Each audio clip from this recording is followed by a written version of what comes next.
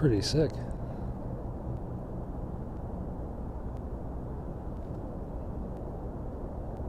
The city is under the fog today.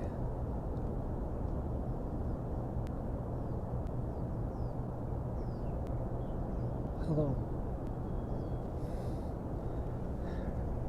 It is pretty eerie. Is it safe to be outside? Where I am, yeah, because I'm up above all this. I'm about 1,400 feet, and the smog is pretty low. It's a bit of fog. It's pollution and fog today. It's pretty gross. Noodles, it's only 8 in the morning, so noodles are off in the distance. And I had noodles yesterday, too, so I'm not sure if I'll do another noodle today. Not lunch yet. Let's go to another viewpoint so I can show you better what it looks like.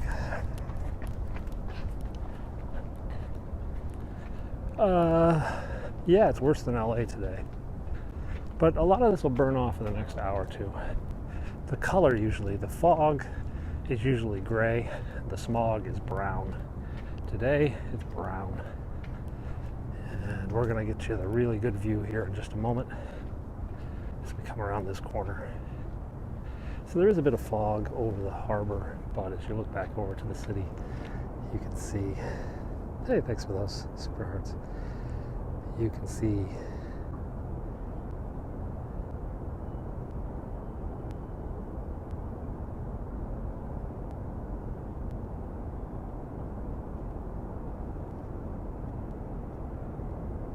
hi.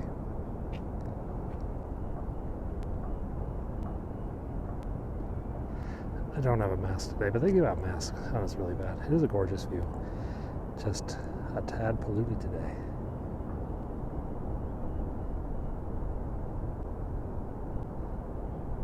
Kind of eerie.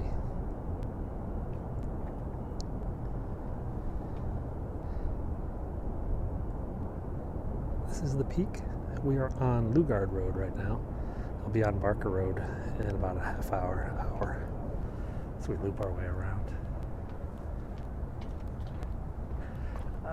This is a bit of pollution today. The brownish glow of air pollution from cars. I did go barbecue in Kansas City. It's about 8 a.m. We'll go over this other viewpoint and you get another view. When it's foggy, it's usually foggy up here, not down in the city. But when it's polluted, it's usually more polluted down there. It's actually nice up here because you see blue skies up here. Lunch today, I'm not really sure. We had noodles yesterday. I haven't had fish and chips in about a week and a half. So fish and chips are likely. Maybe Korean. Kids are at school. Yeah, so it's about 8 in the morning here in Hong Kong.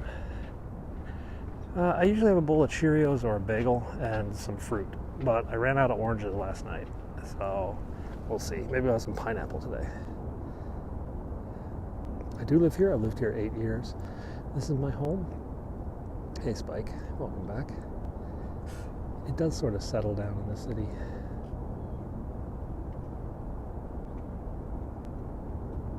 Do I walk? No, the kids take a bus, school bus.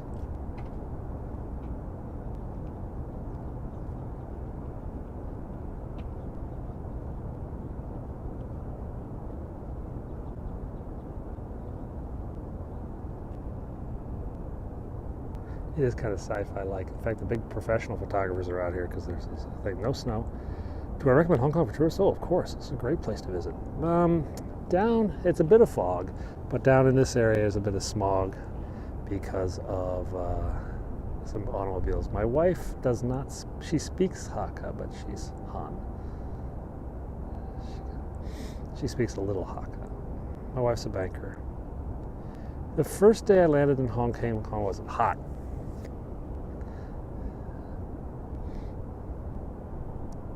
Hakka is a native dialect of Chinese for some of the South. And we try to keep the titles interesting, otherwise you guys wouldn't come back because it's basically the same thing every day.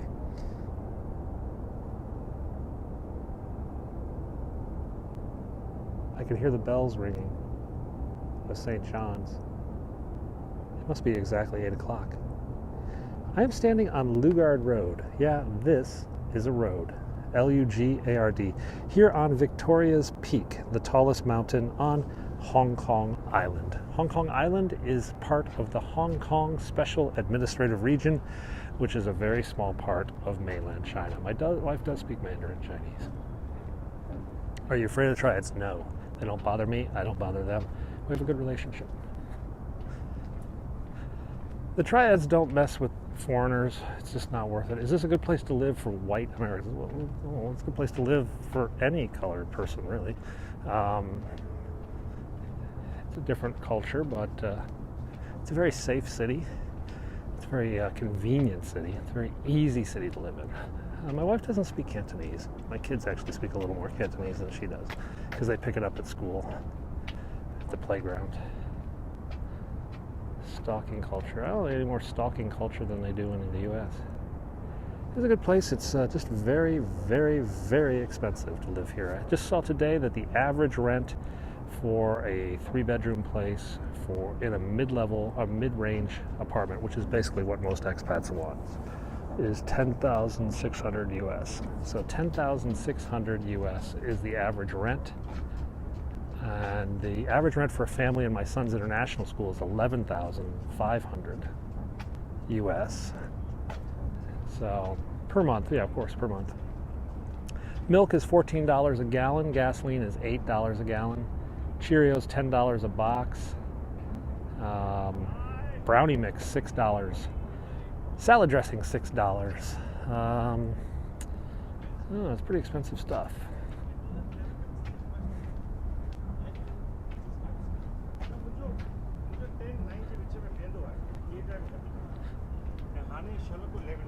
I'm getting noodles today. Salaries are comparable to New York or London, but many people are given what's called a package, a cost of living package that pays for international schools and for Western housing and whatnot. I have a small tech startup called LiveWomp, LiveWomp, LiveWomp, which is a social media influencer marketing platform. And we're looking towards Macau.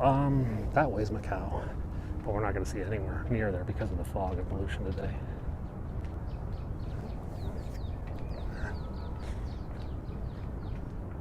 LiveWomp, yep, that's it. So that's my influencer marketing platform I've been running.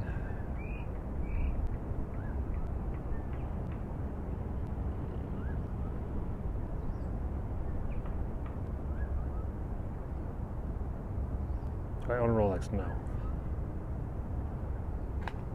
I want to buy an Omega, a Speedmaster, the only watch that's been to the moon. But last time I looked, which was about 15 years ago, it was $2,000 US, and now it's like $5,000 US, and I'm just kind of like, I'm not going to spend $5,000 on a watch. Why is the air so heavy today? Just some sort of temperature inversion sort of thing, pollution from mainland China.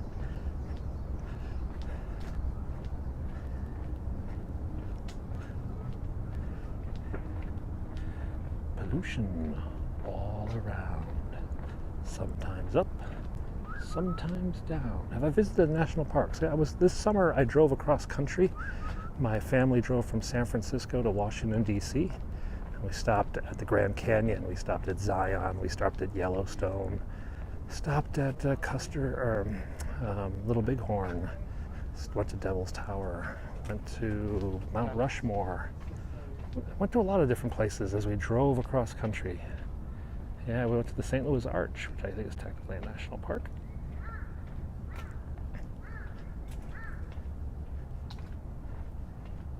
In China, no, I haven't really been to many national parks in China. I mean, doing all right.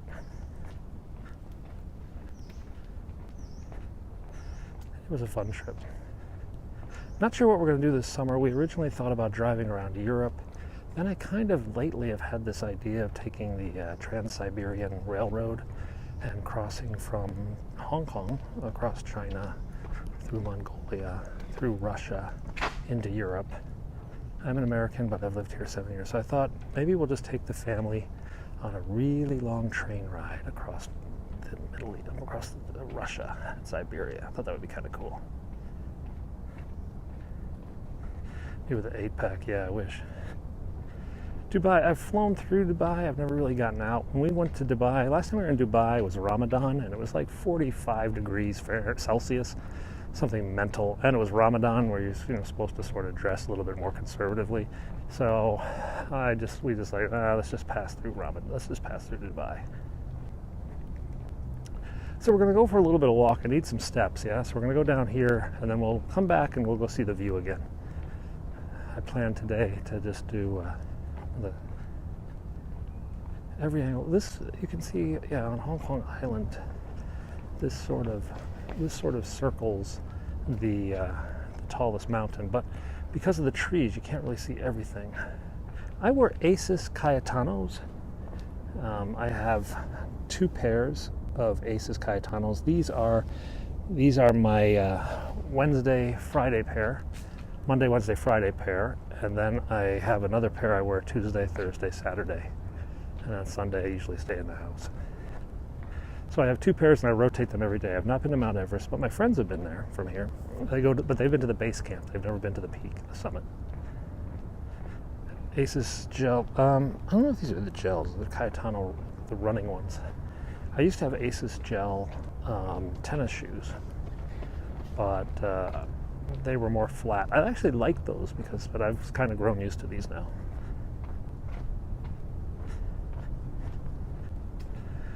I also have a pair of Asus Sonomas, which are black. I wear those when I wear black pants. I have a pair of Columbia hiking boots I wear when I go off-road, and then I have another pair of Asus that I wear when it's raining, and a pair of black Reeboks I wear when it is raining and I need to wear black shoes. And then I have a pair of desert boots I wear when I want to look a little bit classy, but not too classy. And a pair of lace-ups and a pair of black loafers. And a pair of shoes I wear just on the treadmill. So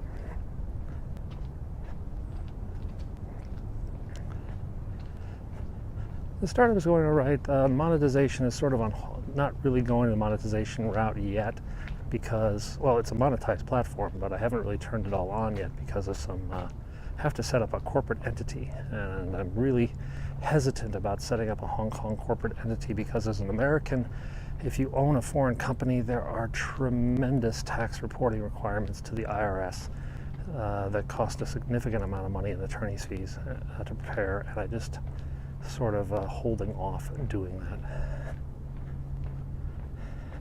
Well, I walk about 10 miles a day. It's about 20,000 steps a day. And when you do that much time on your feet, yeah, your shoes are pretty important. So buying shoes is actually a pretty serious thing for me because I do walk so much. The other thing is that I can't get large shoes here in Hong Kong. I wear size 12 shoes, and most Hong Kong shoe stores only stock to 11. So it's difficult to find shoes for a guy with big feet.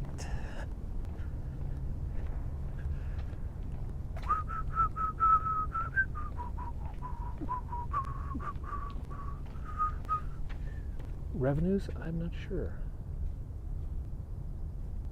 Something's there. No, it's just a freaking bird. I thought it was something cool.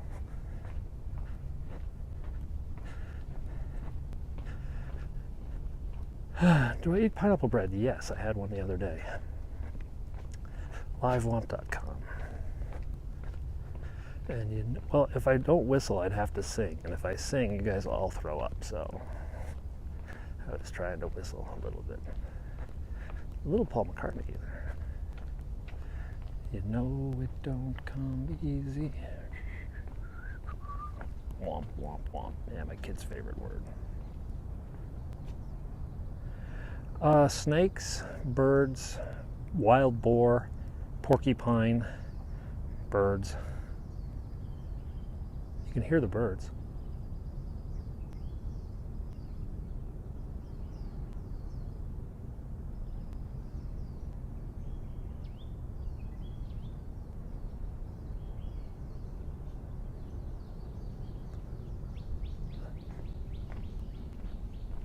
At least I think you can hear the birds.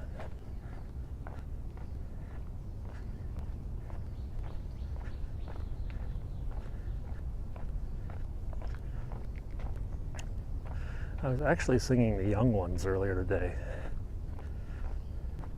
Does it smell tropical? No, it's actually a little bit, it's about 63 degrees Fahrenheit up here right now. And believe it or not, with all the pollution, the air is actually kind of nice up here because we're kind of above all that ground level pollution. Here's my favorite tree.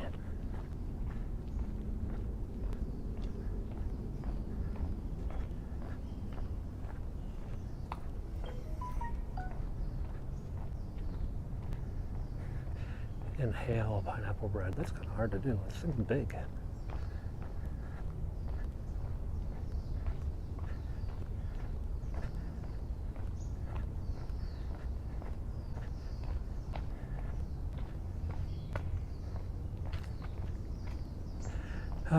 I haven't seen the pigs in a couple days. I think we saw the pigs last week, and I think my schedule's been a bit off. I think we might see the pigs today because they seem to be out more in the morning.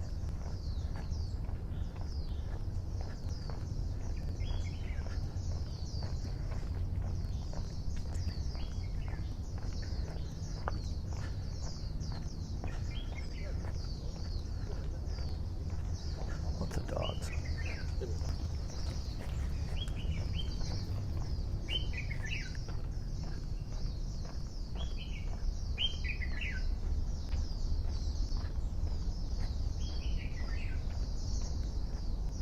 Birds didn't like those dogs.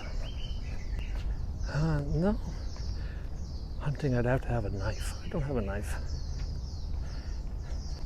Oh, I wasn't ignoring the questions. I was just letting you guys listen to the birds for a moment. I don't always see all the questions. You have to understand that your comments are limited by Periscope. So I only see about 50% of the actual comments. And then sometimes yours come in, sometimes I don't. The stairs are basically for slope maintenance and water runoff maintenance. The $193 million mansion is the other direction. We'll see that in about 40 minutes or so. Because we're going to turn around. We're going to turn around here at the Dragon Lodge today. Dragon Lodge is an old mansion that was seized by Japanese troops during World War II and turned into a love nest for Japanese officers. And it is said, or rumored, that several nuns were brought up to service the Japanese officers, and they were violently assaulted and then eventually killed here on the grounds of the Dragon Lodge. This place is now rumored to be haunted, and no one has lived here in many, many years because of the ghosts of the nuns. So this is the Dragon Lodge in Hong Kong. Now, someone recently has just purchased this property and is starting to clean it up, but they are many years away from living here. I did not buy a mansion for $193 million, but someone did, and we're going to go see it in about 30 minutes. Jack Ma, the founder of Alibaba.com, bought 22 Barker Road for $193 million US, and then told his bulldozers, tear it down. So now he has a $193 million hole in the ground where he's going to build a new house. I mean, if you're going to spend $200 million US, you might as well just get what you want, yeah?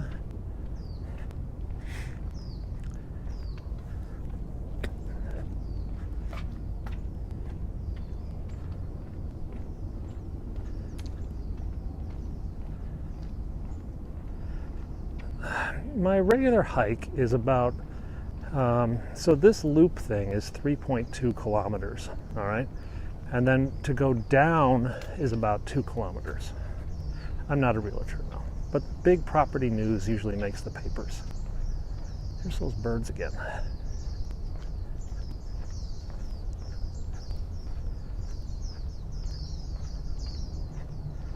A new house cost to build? I have no idea.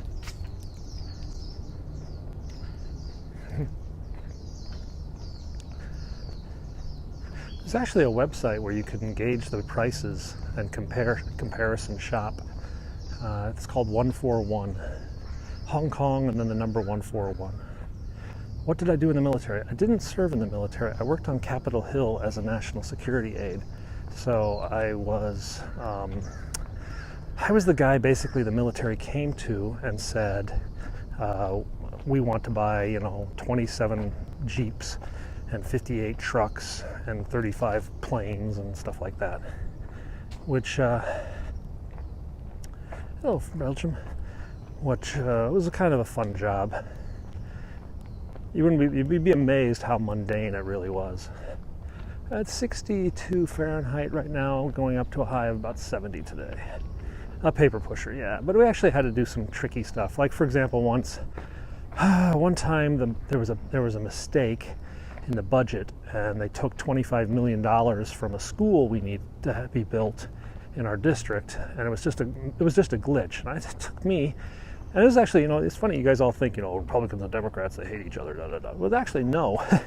Me and the Democrat who represented the other area, the staffer, we spent, on the phone every day for about 2 months working together, trying to get this money back in. We did. But boy, it was a pain in the butt. A lot of the stuff you do working for a congressman is actually non-political. I remember we worked on a case where a guy submitted a disability claim and it was never received. And then 10 years later, when they moved offices, they opened the desk and they found his claim had fallen behind the desk. So it wasn't anything he did wrong, it just they forgot to submit it. But then they're like, oh, statute of limitations is 10 years, you can't submit. He's like, I did submit on time, you guys lost it. Jesus, we spent like 5 months trying to get that guy sorted out.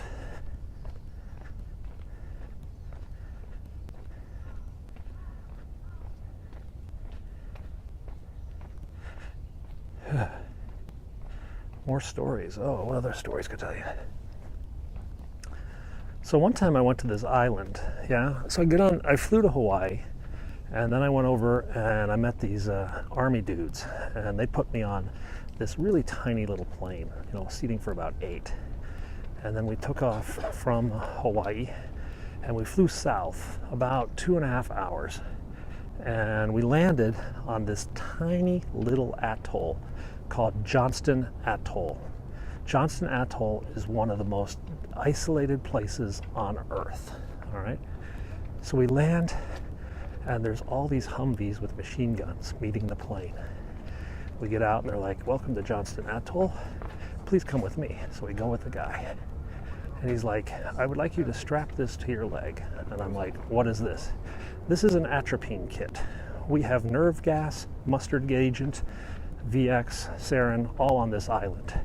If you take a hit, you have only moments to jab this needle into your thigh. I'm like, okay. And like, then I want you to take the needle and put it into your collar and then break it off.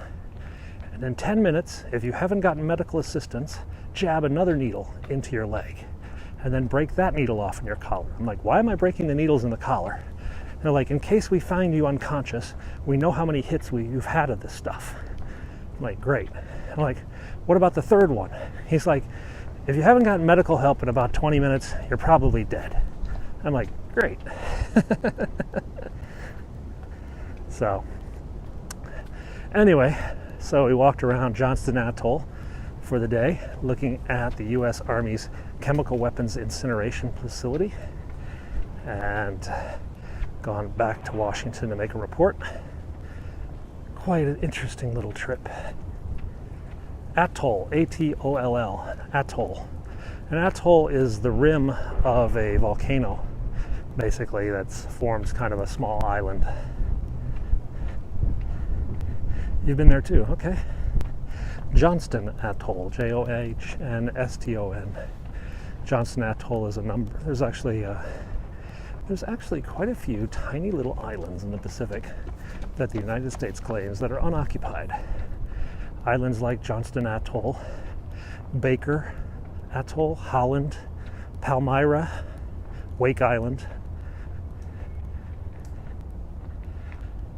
I think one of those, Holland, Baker, and Jarvis, one of those is the only U.S. that is south of the equator. So one of those atolls is actually south of the equator. Now, why do you care about stupid rocks in the middle of the sea? Because under the law of the sea, stupid rocks that could be habitable generate an economic exclusion zone of 200 miles in every direction. Yeah, I did file a report with my congresswoman. We actually introduced legislation. The fear was that the 8 chemical weapons dumps in the United States would send all of their weapons out to the atoll to be disposed of, which would not have been safe or good for the environment. So we wrote legislation that only the stockpiles on Johnston Atoll could be disposed on Johnston Atoll. All the other stockpiles had to be disposed of in place. So, what else could I tell you? Well, I can tell you about the time I scared the hell out of the Secret Service going up to talk to President Bush. That was just kind of a more minor story, though. I have not been to Area 51. I have been to Area 29, which is where they make the B-2 in Palmdale, California. So one time we're at a fundraiser, President Bush shows up. This is the older President Bush, yeah, not the younger. And I'm sitting, I'm sort of like the Congresswoman's right-hand man, okay? So she's the one, she turns to me when she needs anything. So I'm sitting basically in the front row. She's sitting with the president at the high table. And they're talking about something. And then she just looks up at me and gives me the nod, which means, get up here. So I jump up, I go around the back, and I come up. And of course, here's this guy rocking up to the president like he owns the frickin' place. Secret Service are kind of like, Bush looks at the Secret Service, gives them the okay. And then I come up and I take a knee between my boss and the president. And I had 30 seconds to explain an issue that was affecting us, the bombing of a native Hawaiian burial ground on Kaho'olawe. So I had to impress on the president why we wanted to stop the bombing and what it would take militarily to do it. So 30 seconds, blah, blah, blah, blah, blah, blah, blah, blah. And so the president turned to her and said, okay, I'll have my people look into it. And then she just like, okay, go. So then I left. And then I walked down back behind the thing and I see this naval officer full, you know, when the Navy guys are with admirals and stuff, they're covered with braids and medals and everything. And this guy had a black satchel under his arm, this little black suitcase. And I'm looking at the black suitcase and I look at him and I say, is that it? And he said, yeah, that's it. I was like, I'm thinking to myself, cool. Who knows what it was?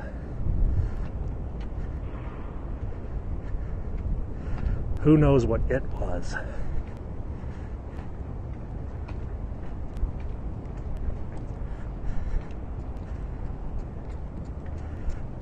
Some of you guys have to know what it is. Hi. I've done there. In a sense, yes, it was. It was the football. It was the football, the nuclear launch codes.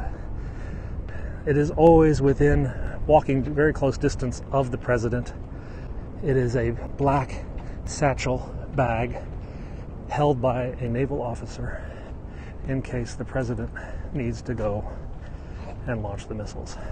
So I was just like, wow, cool. Anyway, then went back to my seat. I think we had steak for lunch. And on with my day. I know other cool stories I can tell you. I met a lot of famous people when I worked in Washington. Met Ted Danson, met Dan Quayle, met Dan Rather, met Jesse Jackson.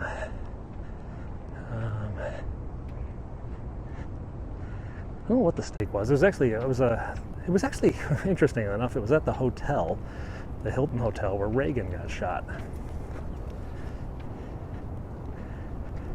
Kind of eerie to go to the hotel where there was an assassination, but told you we'd come back.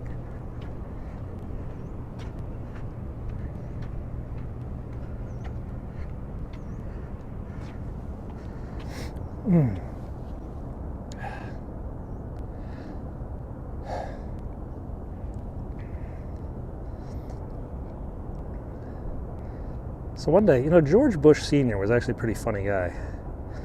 So most of you don't know a congressman named Bob Dornan. I don't know. I didn't see the runner. I think I might have known him, or that he was waving to the TV. I'll see him on the other side. I think I met Trump once, briefly. A friend of mine actually is a Trump insider, or was a Trump insider. It is pretty dystopian, isn't it?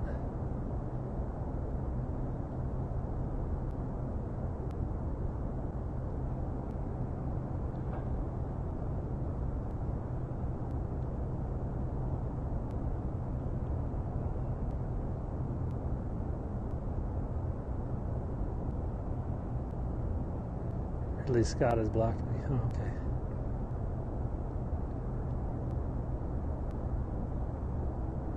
It's a cool view.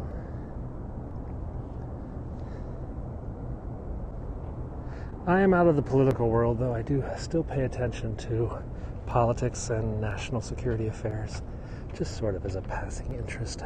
Let's go up a little higher, yeah? I do like Blade Runner, though, to be honest, I haven't seen the new one yet. I just haven't had 2 hours free, or 2.5. We're about 1,400 feet. So one time, this is a story that was told to me by Bob Dornan, who's kind of, if they ever find a congressman who's been certifiably insane, this guy's up there. But anyway, one day, Bob Dornan was meeting then Vice President Bush at the Naval Observatory in Washington. And they were out for a hike around the Naval Observatory grounds. And Bush pointed out, see that over there? That's the Russian embassy. FBI tells me that they've got antennas on us right now and cameras, and they're filming and recording everything we're saying. And Bob Dornan was just apoplectic. Well, Mr. President, how can you live with that? They know everything that goes on out here. The Russian embassy and gave him the finger. Said, fuck him. Oh no, did we lose the signal just in the middle of that story? Oh well. I think we did.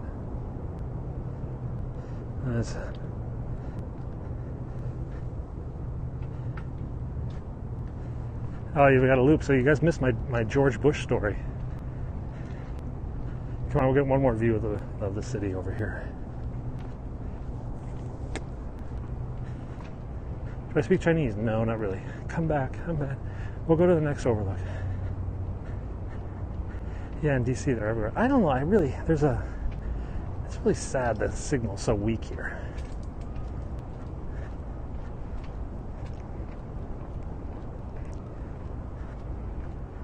Do I wear a mask? No. I'm up above all the pollution today.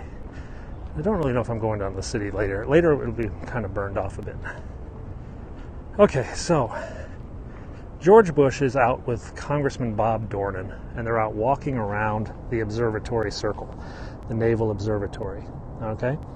And George Bush Sr. points out to Bob Dornan and says, that's the Russian embassy there. My FBI guys tell me that they have cameras and audio recording every single thing I say or do while I walk around this circle. And Bob Dornan's like, oh my God, Mr. President, what are you going to do? And then Bush turned to the Russian embassy, looked right at it, and then he just gave him the middle finger, says, fuck him. So somewhere in the KGB files is a photograph of George Bush Sr. giving them the bird. The air quality is healthy where I am because I'm up above all this. I'm up in the blue sky kind of area, but down there it's pretty gross. Yeah, it's part China, but actually a lot of the pollution today is car pollution, and inversion is the temperature inversion is sort of keeping all the car pollution over the city a bit. But usually it's China's pollution. And ships. A lot of pollution from ships. So now we get to walk on the beautiful path. Hey, Waterford, Ireland. I've been there. I was driving through Ireland once with a hitchhiker who was going to Watford for some sort of music festival. And I picked him up somewhere on the west coast, and we just drove like the whole day, just hung out together. It's a pretty cool guy. Saved a ton of money. That was a strange day. He was an American backpacking across Ireland, and I was just an American being bored in Ireland, picking up hitchhikers and talking to people and seeing what life was like. I remember we came down from the cliffs of Moher, and then we took a small ferry across like a little inlet, and then we made our way around over to water. The KGB is still there, but they're now called the FSB. So the FSB took over all the KGB's properties, tactics, equipment, and just came up with a new name. Hello. I've actually met FSB officers when I was in Russia. So long ago, I flew to a place called Nizhny Novgorod, Russia. And then from Nizhny Novgorod, we got in a beat-up old Opel, a black Opel, and we drove 3 hours to a place called Sarov. S-A-R-O-V, Sarov, yeah? You're going to see the weird glow in a bit again when we come back around. But it's going to take about 5 minutes to get... Oh, we'll have one. Actually, we'll have one in about 3 minutes. So I get to Sarov, okay? And there's this barbed wire fence. Big F-off barbed wire fence with, it looks basically like the Berlin Wall, yeah? So the barbed wire fence opens, and we pull in, and then the barbed wire fence closes behind us. And now there's another barbed wire fence in the front of us, so we're sort of stuck between these two fences. And off to the left is an armored personnel carrier, all right? I'm just like, yeah, this is great. And then this guy, this red-headed guy in a bad suit comes over to me. He's not very old. He's probably like 25. And he opens the door. He says, "Welcome to Sarov. I need your camera and your passport, please, and your phone." So I have to give him all my stuff. He checks my name, checks all this, and then the second fence opens. And then we go into Sarov. Yeah, I'm on the peak. I'm on Lugard Road. So red-headed FSB man just hangs out with me the whole day. Won't let me take any photographs. Even follows me to the bathroom when I go to the bathroom. We have a little tour. We meet the people we're supposed to meet. We then go to this museum at Sarov, and the Russians who are with us, they've got cameras, so they're taking pictures. I don't have a camera, so I can't take a picture. So they take a picture of me in this museum, and then they send it to me later. And then about 3 hours later, so we drive around the city of Sarov, and it's like being in Germany. Yeah, it's really weird. There's all this sort of German Gothic architecture. All the buildings look German. I'm like, this is really, really strange to be in the middle of Russia, nowhere frickin' Russia, in a German city. So anyway, we finish our meetings, we drive away, that's all done. Now, does anyone know what Sarov is?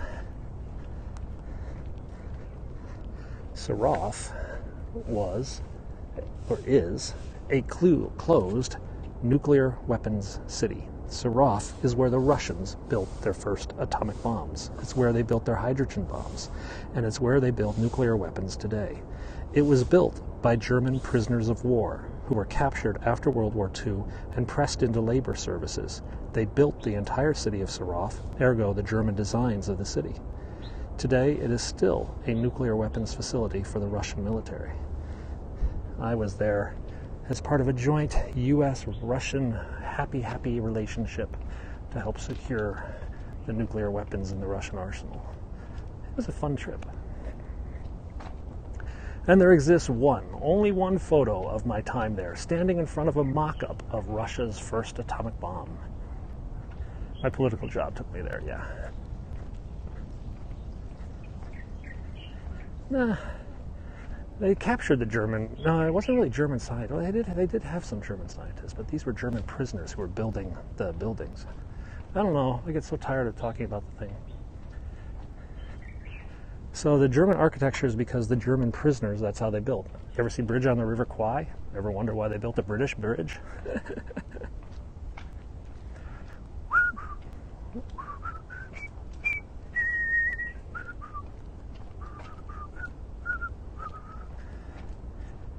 This is my favorite part of the trail, especially at this hour of the day, because the sunlight peeks through the trees.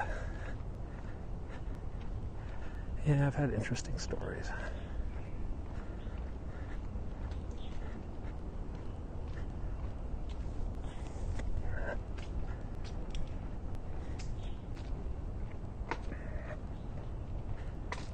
Do I feel safe in Russia? Being as safe as I feel in China. God, in China they use facial recognition technology to track you.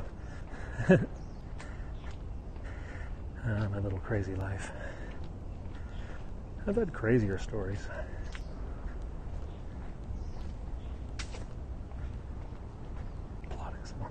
So anyway, after I left politics, I started a company, yeah? And we were out trying to raise money. And we raised about $2 million in our first venture capital round. And we're out trying to raise about $10 million. And we met these guys in London.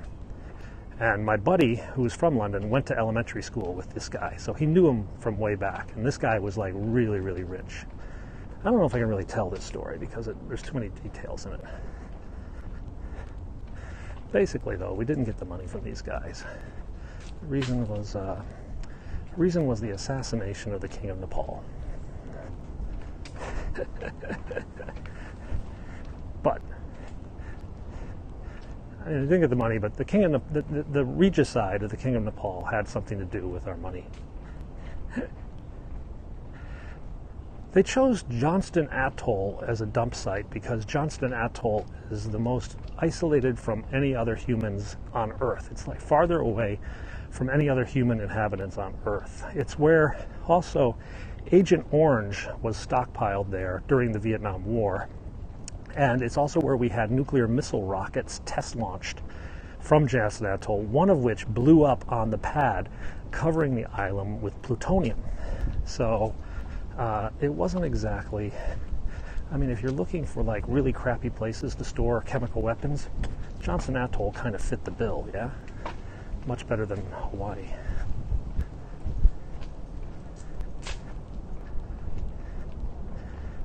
Yeah, during the above ground nuclear testing, Johnston Atoll is where they launched the rockets. And they would fly from Johnston Atoll and blow up on Bikini or some other atoll, yeah? But one of the rockets blew up on the pad, spraying plutonium all over the place.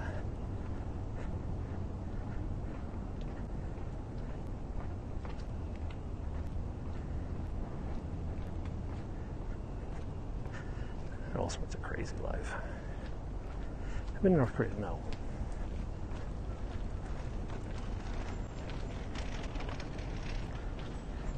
No one lives there now, but at the time of the chemical weapons disposal operations, there were 2,000 personnel living on Johnston Atoll. There's a giant runway that can handle a C-130 or even a small passenger plane. And actually, passenger planes have made emergency landings on Johnston Atoll in the past. I don't have a battery cast. There's a level 4 facility in Maryland, Fort Detrick, Maryland, yeah.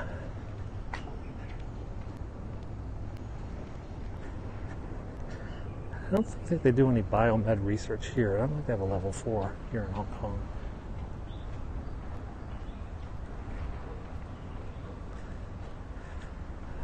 Though viruses and epidemiology are pretty interesting things here.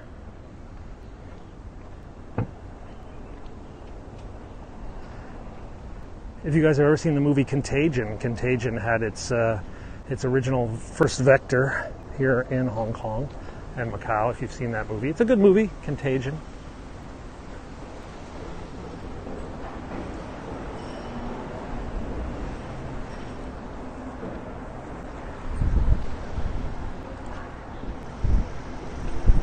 Weirdest thing I've seen or been through? I don't know. I was labeled a CIA agent in Russia by the Russian newspaper. They called me out by name as an intelligence officer. That was kind of weird. I don't know if that's the weirdest thing I've been through.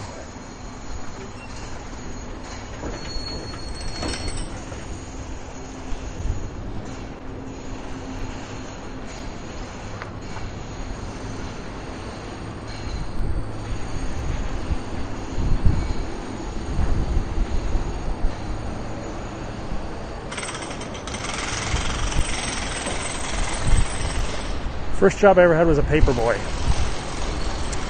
Second job was teaching computer lessons. Third job was working in a concession stand at football games. Fourth job was a ball boy to the St. Louis Cardinals, the NFL team in St. Louis. I was that little kid with the X across his chest who would throw footballs to the referee between plays. So that was my first big paycheck. Yeah, I really liked that job. Then after that, what did I do? After that, I think my next job was working on Capitol Hill. And then I went to law school, and then I worked as a lawyer, and I went back to Capitol Hill, and then I started my own tech company, and then I did a government contract, and then I did my tech company, and now I have another tech company. Oh, I worked for the World Bank too. That was kind of an interesting thing too. Pretty strange life. I became a big shot. No, I'm not really a big shot. I'm just some guy walking around with his phone, talking to you guys so he doesn't have to listen to a podcast. Are you in Victoria's Peak? Yes. My tech company made small internet radios, small internet devices that would play internet radio, no PC needed. This was in the late 1990s. This was a decade before you guys had ever heard of an iPhone. I grew up in Charleston, Illinois, a small little city in the Midwest, but I spent 20 years in Washington, D.C., with the exception of a few years at law school at Notre Dame. The smog is blowing up a little bit. So the smog is kind of lifting a bit. You're here in Hong Kong in the military, yeah? There are a lot of warships come through here. Actually, we're on the USS Reagan. Was here a few months ago, and my kids' Cub Scouts got to go on the Reagan, so got to take them on board ship. That was pretty cool. Boys had fun. We got to ride the big elevator, the airplane lift. That's on my YouTube channel, actually, if you go to YouTube Penguin 6. So just type Penguin 6 and Reagan, and you can see when I took all the Cub Scouts on the Reagan. Actually, yesterday I took the Cub Scouts to a police station. That's going to be a new video soon. We went to the Hong Kong police station in Stanley, Hong Kong, with 14 Cub Scouts, and they got to see a gun, which they're all pretty fascinated because you don't see guns in Hong Kong, and they got to get their fingerprints taken, and we put them in handcuffs so they could feel what it was like to be in handcuffs. They got to sit in a police truck. So it was kind of a fun little trip for the kids. So we hiked them over to the police station. Big Wave Bay, cool. Guns are against the law here. Yes, we have total gun control in Hong Kong. Though technically there are a few people who can have guns. The Hong Kong the Hong Kong Olympic team, they can have their little air rifles or whatever they fire. And then there is a small team of volunteer wild boar control officers who can carry, I think, shotguns. And they carry them out on this other island far from the city when they go down to control the wild boar population.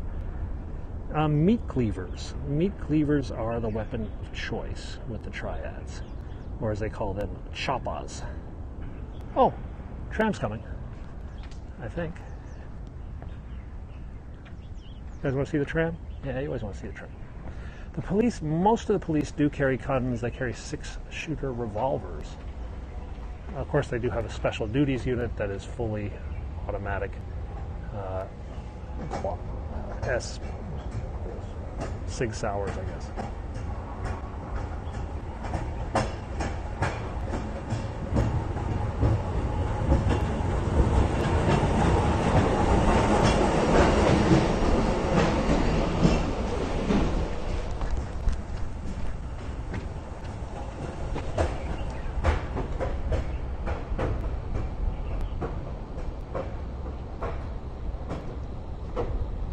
Yes, they have double-decker buses and double-decker trams.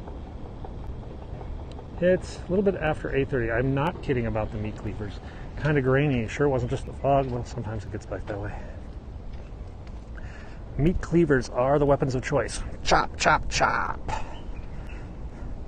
So believe it or not, we had 3 murders over the weekend, which is absolutely unheard of. Unheard of to have that many murders in a month. We only had 22 murders last year, and we had 3 murders in January, so the city is kind of like, whoa. Now, the first murder was a murder-suicide. Guy killed his wife, then killed himself. And then the second murder was some tourist, a family from Korea. The husband was a bit having some financial problems, so he came and checked into the Ritz-Carlton Hotel over there in the ICC building and killed his wife and his 7-year-old son before turning himself in. So those are Korean visitors. So we've had 3 so far this year, which is kind of freaky. Normally it takes about 2 months to get 3 murders. So we'll see how it goes. I don't know what he did with that. I don't know what he killed him with. I didn't actually read the gruesome details. There is a trial of a murder from a year or 2 ago where someone was killed with a power drill. Is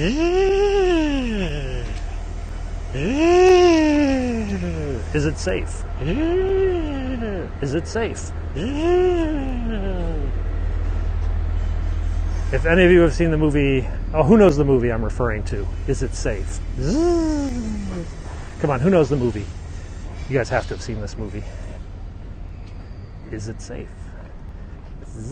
No, not Saw. Much older than that. Much more scary. The Animator. No, but back about that era. Hotel. No. Yeah, that's Psycho Killer. No, that was from the movie Marathon Man, starring Dustin Hoffman in one of his first roles ever. Yeah, there we go. Gary's got it. Marathon Man. Let's see, guys. Listen, if you have seen the movie Marathon Man, I'm sorry, you're not going to the dentist ever again. I think dentists around the world hate the movie Marathon Man with a passion. It's actually a very good movie, with the exception of the dental scene, which will put chills inside you that you will never forget. Is it safe? Is it safe? Is it safe? Okay, anyway, Dustin Hoffman, Marathon Man. Guys, strongly recommend. It's a good movie. It was a horrible scene. I mean, it was. I've talked to my dentist. It's like, you ever seen Marathon Man? They're saying, I hate that movie. I hate it. All my patients hate that movie.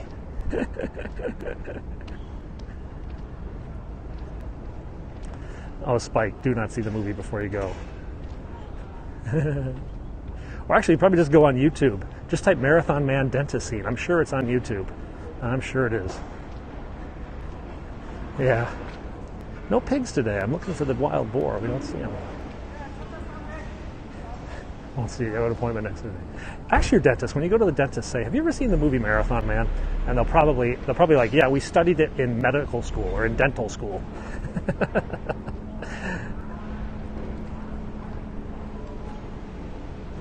Yeah, they're building actually 3 mansions up there. The guy bought this land for $42 million US. And yeah, $42 million just for the land, and now he's building 3 mansions. He had to build a huge driveway and a courtyard just to get up there. I flew my drone over there the other day. I actually was going to bring the drone out today, but the pollution was a little bit gross. If the pollution buzzes off, maybe later today we'll do a drone flight. Drones are fun. I'm going to go find somewhere else to launch from, though.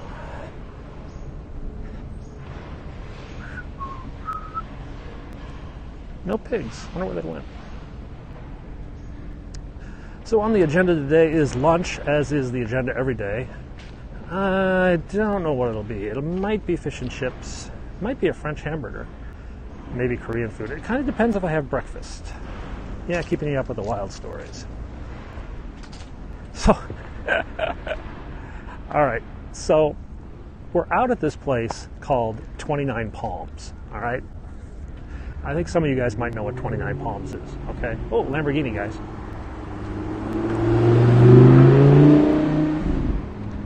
Anyway, don't know the motive. French hamburgers are likely. Okay, so we're out at this place, 29 Palms, which is, it was really cool. So we fly a jet from Washington, and we land on this basically metal runway that's sort of snapped together like an erector set, yeah. And there's like F-18s everywhere, and there's helicopters and all this stuff. It's cool. So we get off the plane, we get into this big C-Sikorsky, the CH-53 helicopter, and we chopper up onto this ridgeline. And we land on the ridgeline, and we look down, and all we see are tanks, okay? There's these tanks making their way in the valley, and up above are F-18s. And the F-18s are coming in, blowing down these airstrikes. And I'm like, oh, this is so cool. Okay. So it's a live fire testing range. Yeah. So we come out, we do all our crap there, and when we leave 29 Palms, so we have to go to Fort Irwin, which is another testing range for the Army. And we go to this like cheap dive bar. And we go into this cheap dive bar, and there are 3 absolutely beautiful, stunning women. I mean, model caliber women wearing, I don't know what I could describe it as, but like it was like so form-fitting that, well, I remember it to this day, okay? So I start chatting with these women, and they're like, I don't know what it was. Maybe I would just have this like, kind of thing. They start like, oh yeah, we're here, we're shooting a photo shoot for, I don't know, some magazine or whatever. And then they're like, and this one girl's like, what's up with you? And she's like, oh, my boyfriend's being a jerk. And I start talking to her, and she's like, oh, you're such a nice guy. I'm just like, Jesus, this is like a weird thing. I'm supposed to be here on an official military mission, and I'm chatting up these 3 models in 29 Palms. And anyway, but then I had to leave, and we had to get in a van and drive to Fort Irwin. It was kind of bizarre, like beyond Laura Croft form-fitting, like spray paint form-fitting. Okay, yeah. It was really bizarre. I'm just like, here are 3 incredibly gorgeous girls surrounded by a bunch of Marines, and they're chatting to me, the skinniest, geekiest looking guy in the room. And I'm just like, this is bizarre. So then, like, we're driving in the car, and all my buddies are like, why were you talking to those girls? So I was just like, oh, well, they're chatting about this. They're like, how did you chat with them? Because I didn't know what was going on. And then, so then they're like, oh, yeah, she's having boyfriend problems. And she's like, why don't you just call her? I'm just like, God, I don't even know who this is. Anyway, that was my first experience with California, because that was my first trip to California, where I was met by 3 beautiful women in a bar. God, that could have ended so many different ways. It ended in probably the most pathetic way possible. C'est la vie. Yeah, we went off on a 6-hour van ride into the dark from 29 Palms to Fort Irwin, California. Fort Irwin was cool, though, because we got to fly in a helicopter around the base. And flying up over the desert. Speed test. It's pretty good, except for this corner, actually. This corner kind of sucks. I kind of lose the signal a lot at this corner, and then again in the jungle that we're going to go through. Sometimes the LTE is faster than my Wi-Fi in my house. I think 6 gigabytes is pretty normal for LTE, 6 gigabytes up and like 20 gigabytes down. That's why when I go to America, I'm just so upset with the crappy LTE connections you've got in America. It's blocky. Yeah, it's always blocky here because this corner has a bad signal. We'll go a little farther and it should clear up. I wonder if that blue Lamborghini is going to come back. I don't hear it right now. 100 megabits, I've never seen that. I've gotten 100 megabits at home doing like an FTP, which is, a really high-speed data transfer compared to, say, web browsing. My home internet is technically 130 megabits.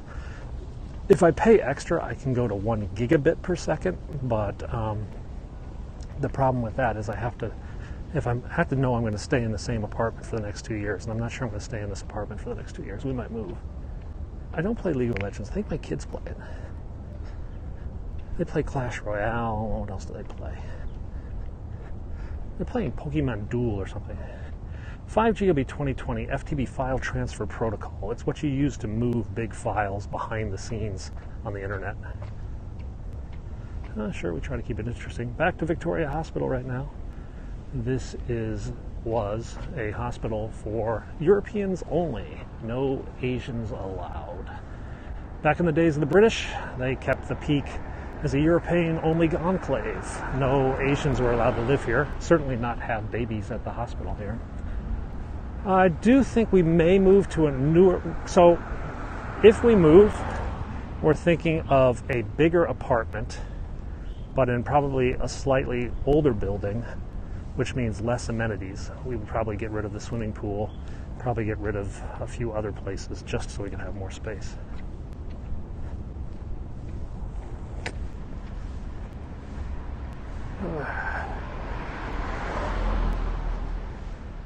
Bullshit.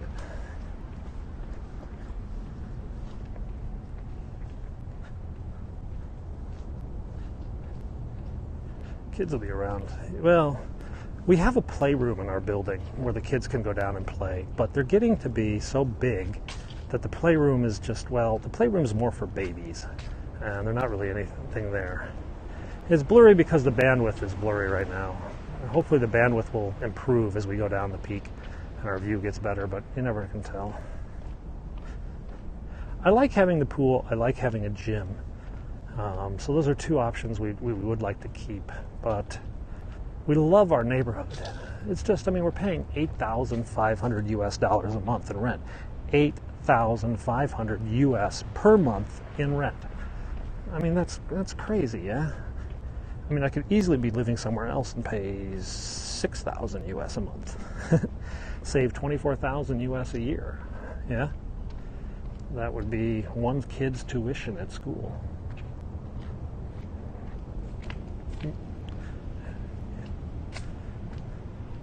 Yeah, basically, I buy a used car every month.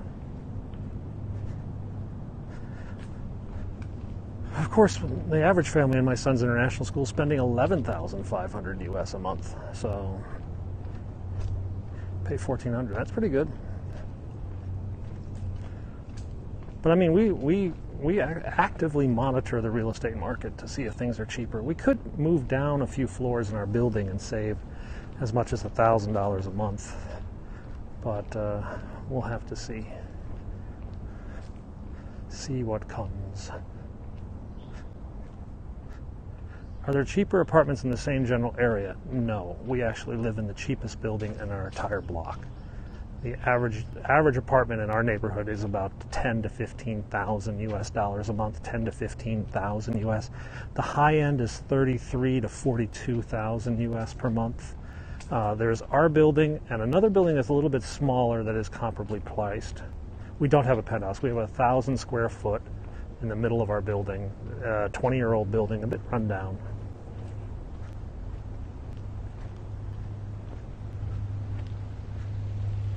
Yeah, that's free healthcare is kind of helpful. Actually, about 50% of the people in Hong Kong live in free housing or government subsidized housing, so to help allay those costs.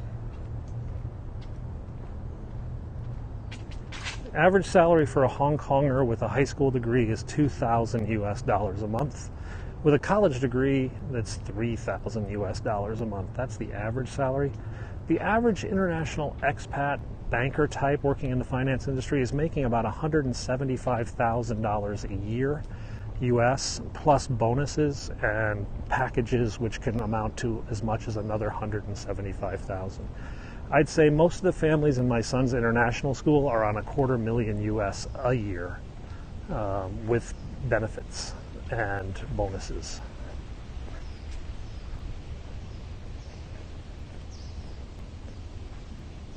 Signal's going to get a little weak, but we will keep broadcasting, so if I do get into that loop of death, just stay with us. We'll come back. Kabukis. Oh, those were in Japan.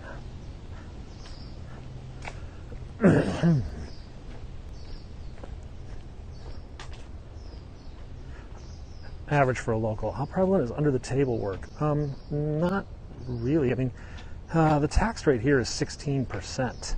So, you mean like if you want to come in without an immigration and quietly work at the bar or something like that? I mean, there are illegal employees, illegal workers here, but they do get arrested. No samurais in Hong Kong. We have Shaolin monks. If you look at my YouTube channel, I went to the monastery of 10,000 Buddhas last week and showed you guys around Buddha Land, where they filmed the opening scenes of the movie Infernal Affairs, which you guys should all watch. Infernal Affairs.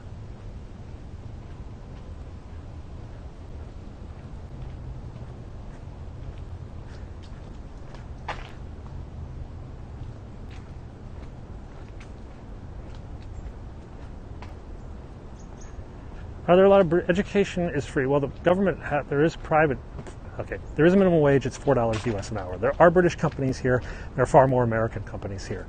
Education for the general population is free up until college, and then if you're a Hong Kong resident, you pay a reduced rate at the universities, which are not bad. If you want an English language international Western education, then you pay about $25,000 per kid, U.S. $25,000 U.S. per kid per year for private international school, depending on what you want: German, French, Canadian, American, Australian, British, etc. So now I could send my kids to a Cantonese language school where they would be studying math 24 hours a day and everybody be speaking Cantonese. Homeschooling is illegal. Well, not technically, but homeschooling as it practiced in the United States is illegal here. The attitude of the Hong Kong government is that every child in Hong Kong has the right to the best education possible. The Hong Kong education system is one of the best in the world, as every test has indicated. Ergo, not allowing someone access to Hong Kong's education system is a denial of their rights.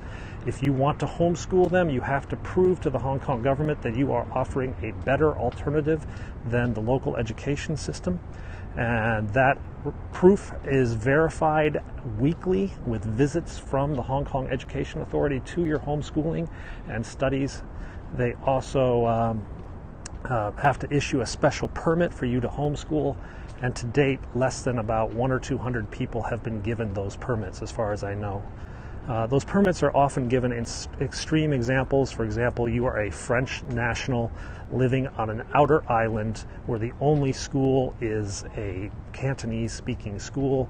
You want your children to learn French, but they simply cannot get to the French school, so they, give you a waiver so you can homeschool. Or your child has a disability and is unable to be met by the local school system, so you can homeschool your child. But as American-type homeschooling, no. Kids. So they've got me at the top of their list. Just EA. Yeah, it's their attitude is basically kids have rights too. It's not. Mandarin is growing in its use here in Hong Kong.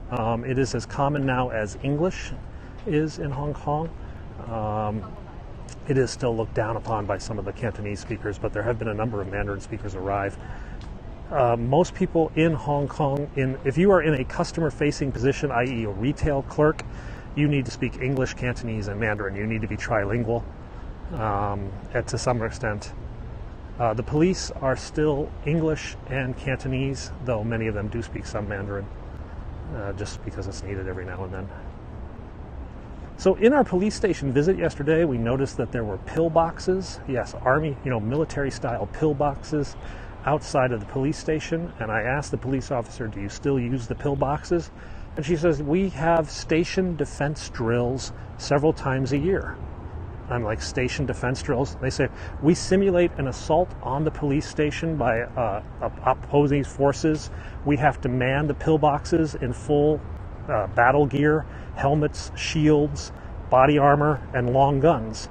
And we time ourselves how quickly we can get the pillboxes manned and lock the gates and secure the police station from attack. I'm like, damn!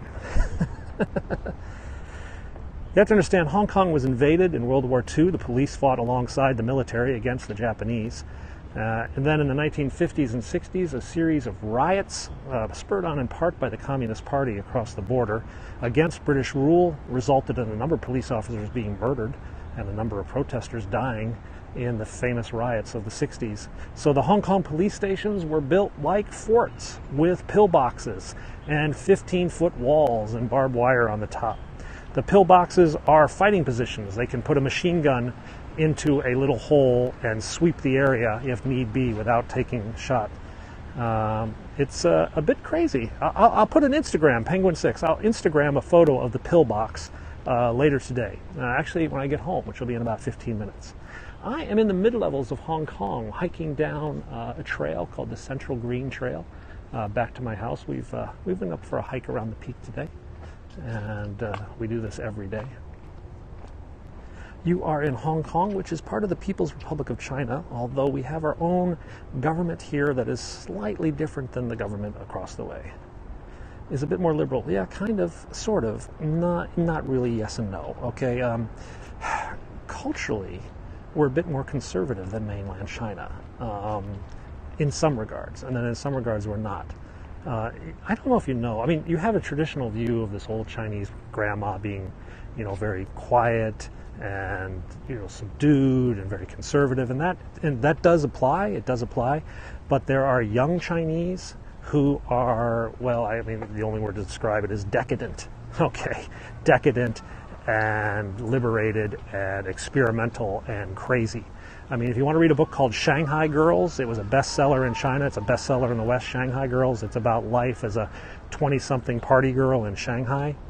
I mean, our national anthem is the Chinese national anthem. Our soccer fans boo it whenever it's played at their own games. We're the only country in the world that boos our own national anthem. As someone once said to me, rather coarsely, you don't have 1.3 billion people and not know something about sex. It was like, okay, yeah. Go around. So, right. We normally go around.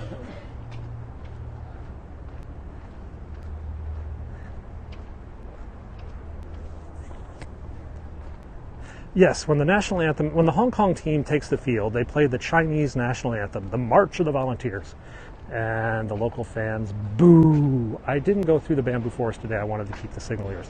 I would have to take a bar exam to practice here. Communism light. The government of Beijing basically controls a lot of Hong Kong. We wouldn't really call it communist, though. Old lady mugged here. That's pretty rare.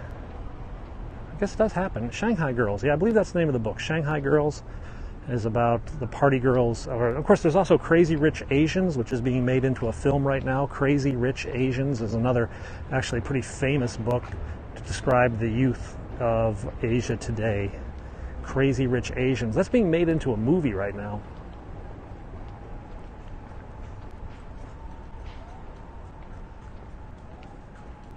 Puppies.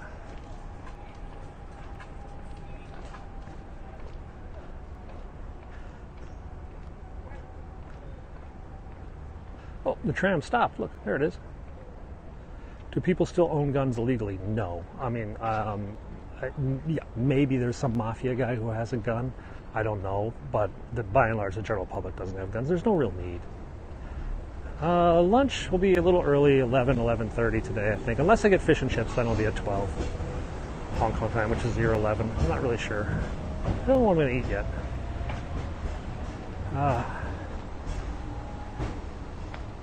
The 14-car garage. They didn't want to make 13 cars. That would be bad luck.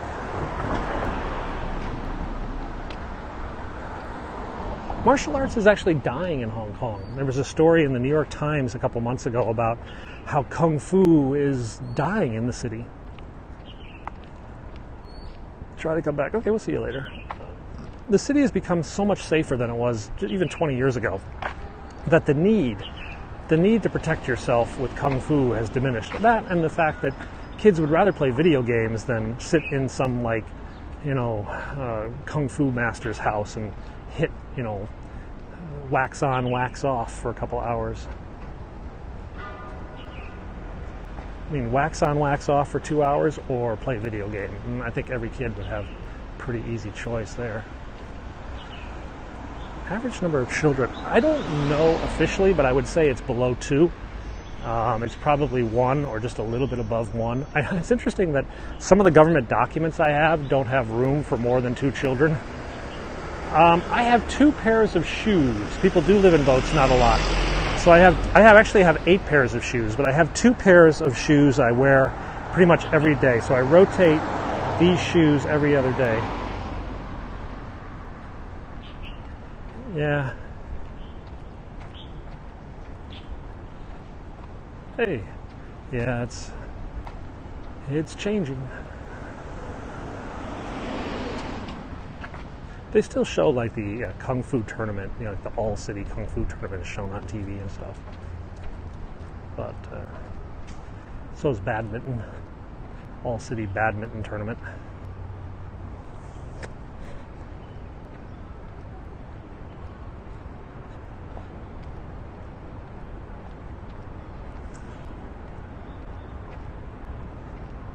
Can you pick? Sorry, I missed that. Hang on. Shower. Can you pick up the pace? You have to go pee. I'll be home soon. I live right there, that building. So we're going to end this any second. In fact, I probably won't say anything interesting between there and now if you really, really have to go. That was a cool dog. Oh, puppy. I like this dog. Oh, mama. Hello, hello. Oh. I like that dog. I want to get that dog for my kid. That's a Shiba. I want to get one of those dogs for my kid. My wife likes that dog too. She says, "Oh, it's so clean. We can get a clean dog." I tell you what, because you have to go pee, and this is a really good view, we'll just end the scope right here.